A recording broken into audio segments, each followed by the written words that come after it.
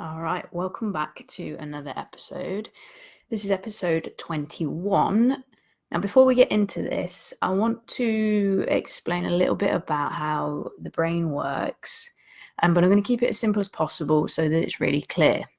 Now, we learn through a combination of experience and repetition. When we have an experience, we get data through our senses, which creates feedback in the form of chemicals rushing through your body.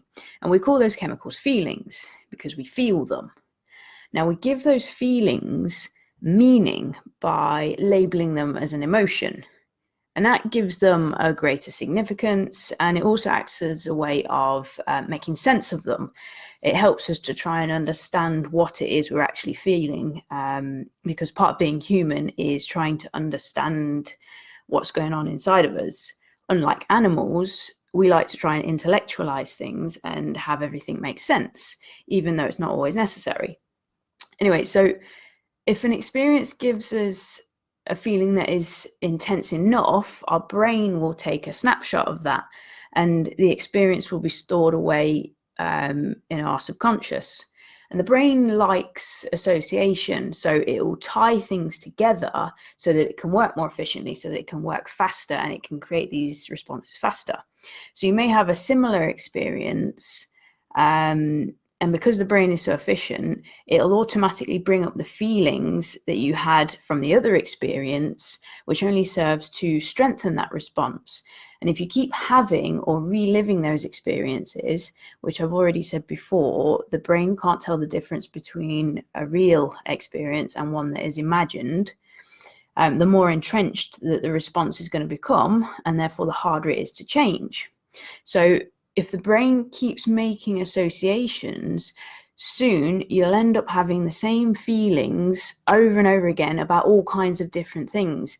It's how people can go from feeling anxious about something fairly big to smaller day-to-day things through this association and this bringing up of the feelings.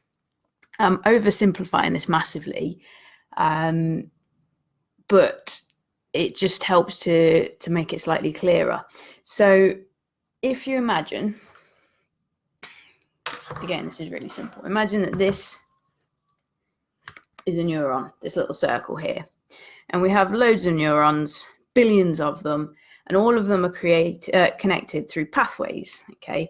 The pathways fire, and it creates a connection, which creates responses.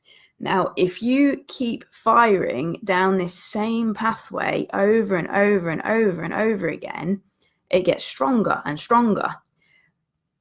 Whereas, let's say this pathway doesn't fire very often, it will eventually start to fade a little bit.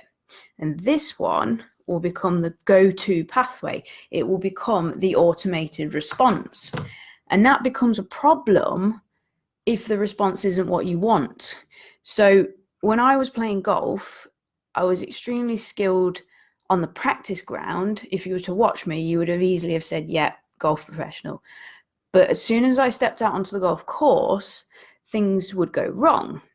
And because I cared so much, the emotional response to those experiences was so intense that it burned those experiences into my mind. So whenever I took a step onto the course, the automation took over, the responses would come up, the feelings would come up, I would repeat the same patterns, again, bringing more feelings, which would just entrench it further. And you end up in this vicious cycle of experience, feelings. So how can you stop it? Well, I couldn't stop it. And it was something that led to me quitting golf completely, and not even picking up a club till a couple of months ago. And it's one of the reasons why I study this stuff so much and have sort of committed myself to learning more about it. Because you can't undo experiences. I can't go back and erase all of the things I did on the golf course. It's not possible.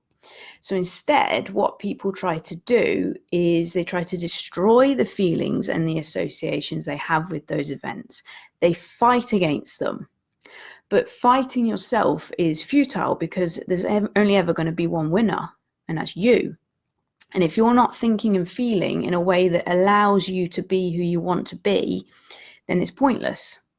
So instead of fighting, what if you were to create something new?